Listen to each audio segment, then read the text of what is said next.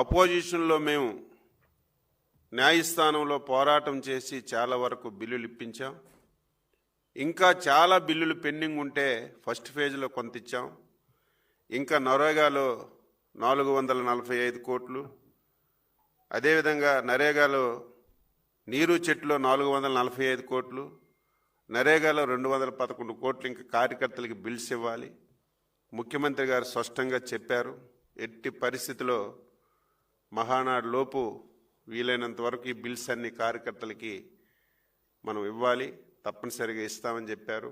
ఈ పొలిట్ బ్యూరోలో దీని మీద కూడా చర్చించామని కార్యకర్తలకు తెలియజేస్తున్నాం.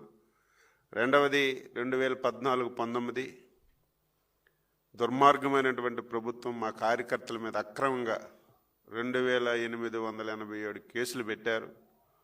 దాని మీద కూడా డిస్కషన్ వచ్చింది, అక్రమ కేసులు పెట్టారని.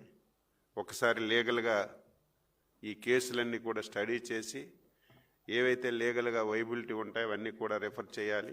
డిసెంబర్ లోపు మ్యాక్సిమం ఏవైతే తప్పుడు కేసులు పెట్టారో ఇవన్నీ కూడా న్యాయపరంగా